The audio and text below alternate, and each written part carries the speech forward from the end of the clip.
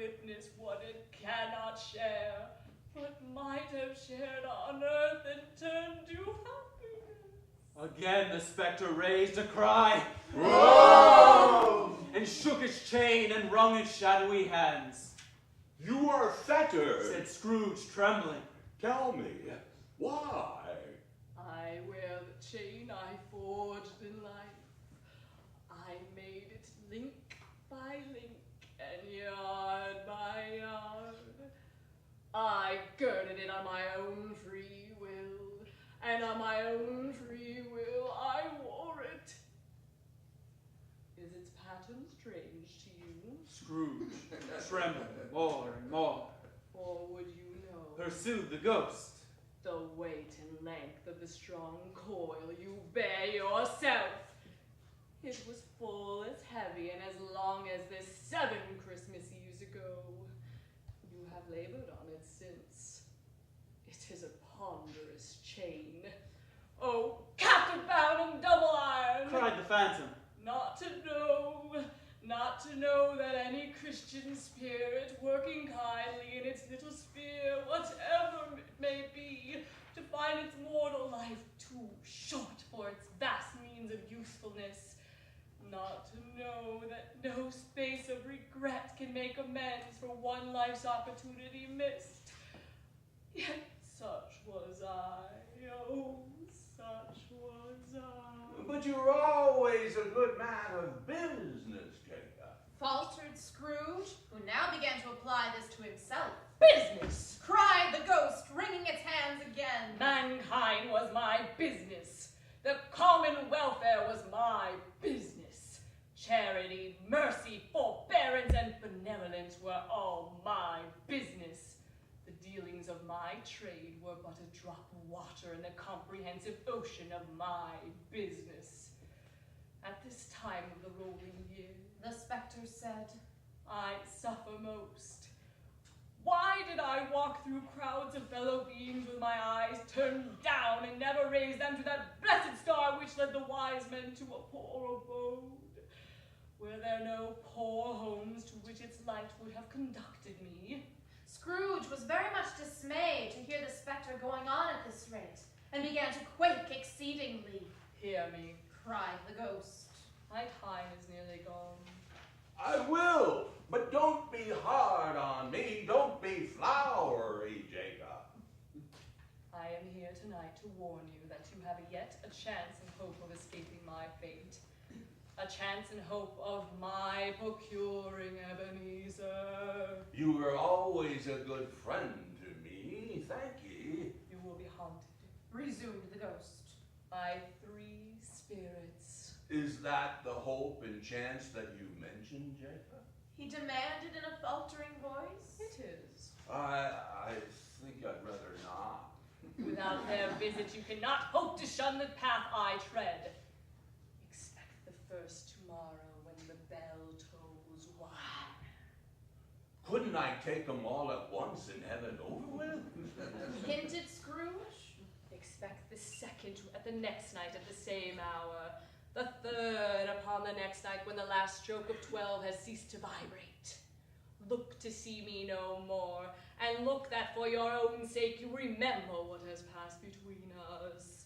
The apparition walked backward from him, and at every step it took, the window raised itself a little, so that when the spectre reached it, it was wide open. It beckoned Scrooge to approach, which he did.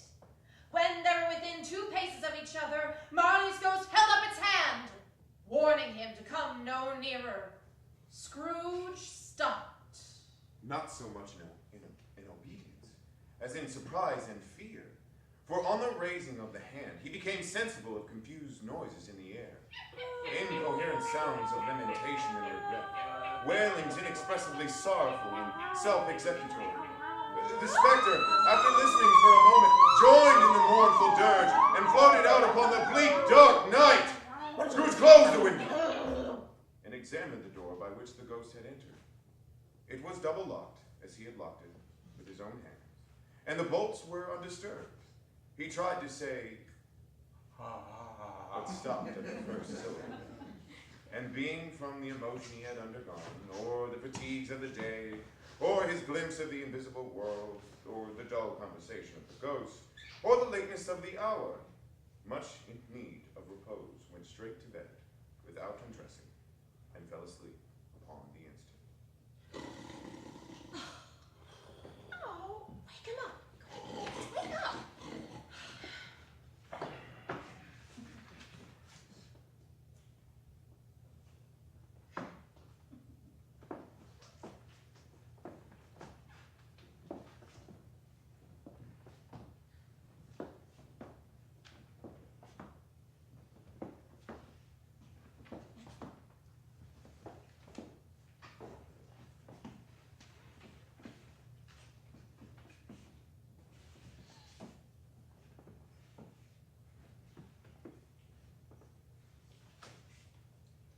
Stave 2. The first of the three spirits. When Scrooge awoke, it was so dark that looking out of bed, he could scarcely distinguish the transparent window from the opaque walls of his chamber. He was endeavoring to pierce the darkness with his ferret eyes when the chimes of a neighboring church struck the 4 quarters. So he listened for the hour. To his great astonishment, the heavy bell went on from 6 to 7, and from 7 to 8, and regularly up to 12, then stopped. 12. It was past 2 when he went to bed. The clock was wrong. An icicle must have got into the works. 12. Was it a dream or not? Scrooge lay in his state until the chime had gone 3 quarters more, when he remembered on a sudden that the ghost had warned him of a visitation when the bell tolled 1. He resolved to lie awake until the hour was past. Ding dong, 1/4 said Scrooge, counting. Ding dong. 1/2 past. Said Scrooge. Ding dong. 1/4 to it. Said Scrooge. Ding dong. The hour itself, Said Scrooge triumphantly. and nothing else. He spoke before the hour bell sounded, which it now did with a deep, dull, hollow, melancholy one. Light flashed up in the room upon the instant, and the curtains of the bed were drawn. The curtains of the bed were drawn, I tell you, by a hand.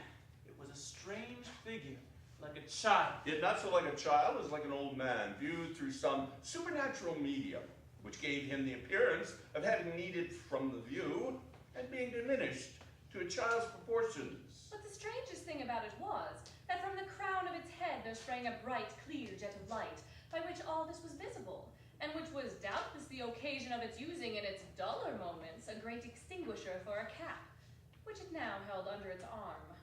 Are you the spirit whose coming was foretold to me? I am. The voice was soft and gentle. Who and what are you? I am the ghost of Christmas past. It put out its strong hand as it spoke, and clasped him gently by the arm. Rise and walk with me. I am mortal, Scrooge remonstrated. and liable to fall. Bear but a touch of my hand there, Said the spirit, laying it upon his heart. and you shall be upheld in more than this. As the words were spoken, they passed through the wall and stood upon an open country road with fields on either hand. The city had entirely vanished. Not a vestige of it was to be seen. Good heaven! Said Scrooge, clasping his hands together as he looked about him. I was bred in this place. I was a boy here. Your lip is trembling. And what is that upon your cheek? Scrooge muttered with an unusual catching in his voice that it was a pimple, and begged the ghost lead him where he would. You recollect the way? Remember, Cried Scrooge with fervor.